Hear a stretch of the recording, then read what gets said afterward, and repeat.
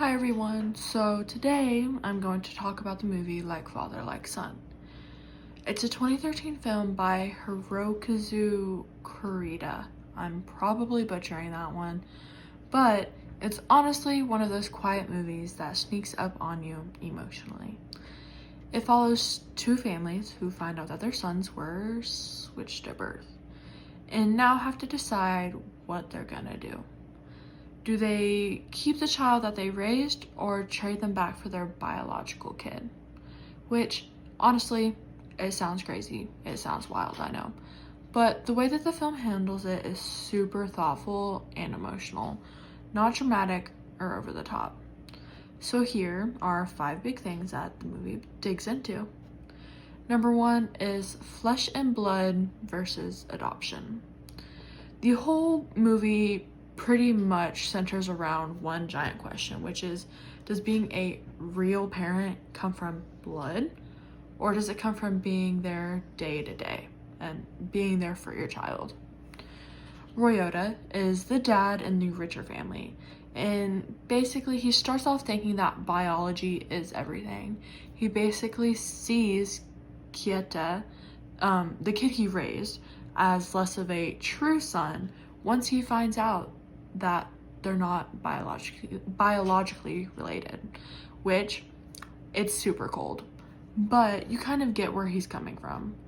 Over time though, he realizes that blood doesn't automatically mean love or connection, but being there, making mistakes, and showing up every day is what builds that bond. And that's what I'm trying to get at. And that's what the emotional core of the movie is. Number 2 is how social class affects the parenting.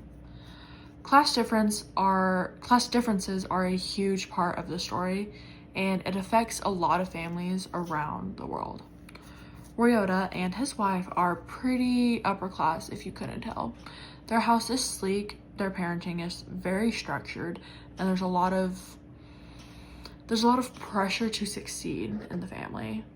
And the other family, the Seikis, I think, are working class. They're more chill, more hands-on, and they're all about fun. They're not really performance-based family. At first, Ryota really judges them. Loki judges them. And they're like, he says that they're too messy or don't care enough. But the irony is that their son, Ryusi Sei, is actually more confident and emotionally connected. The film shows that good parenting isn't about money or success. It's about warmth, love, and presence, being there for your child. Number 3 is father-son bond versus mother-son bond. Something that really stood out to me is how different the movie treats the mothers and the fathers. Ryota really struggles to connect, emotionally, with both boys. He's not abusive or anything, but he's distant. Meanwhile, the moms just get it.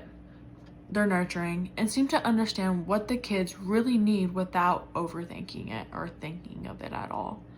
It kind of shows that the father-son bond, at least in the movie, is something that has to be built intentionally. You can't just be a father.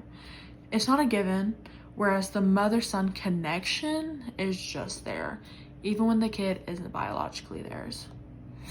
Number 4 is the husband and wife dynamics.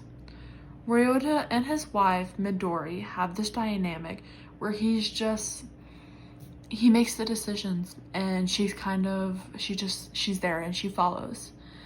This really happens a lot in the beginning, but she's clearly more emotionally in tune, especially with Kieta, but Ryota's focused on appearances and what people will think of them. Over time though, she wants to speak up more. I wouldn't say that their marriage extremely totally changes, but you can see that this whole situation makes them both reevaluate their roles. Not just as parents, but as partners, as husband and wife. And it shows how stressful stuff like this doesn't just affect the parent and kid relationship, but the parent and parent marriage relationship too. Number 5 is the kids adapting to big changes. The movie doesn't forget the kids. Both boys go through a lot, and it's extremely heartbreaking. Kieta is super quiet and sensitive, but you can tell he's just trying to please everyone. He cares, but he's just there. Ryusuke, I can't remember, on the other hand, is more outspoken, but he struggles in Ryota's cold, rule-heavy house. It's easy to forget how hard these kind of changes would be for a 6-year-old, but Kurita doesn't let us. He gives the kids space to react, to be confused, and to show that adapting, it's not easy, even when the adults say that it's for the best. So my final thoughts is, yeah, Father Like Son, it's not flashy, but it hits really hard. It makes you really think about what makes someone a true, real parent, and what kind of love actually matters. It shows that being a good dad or mom isn't about biology, money, or structure. It's about love, trust, and being emotionally present, even when it's uncomfortable. And that's all. Thank you.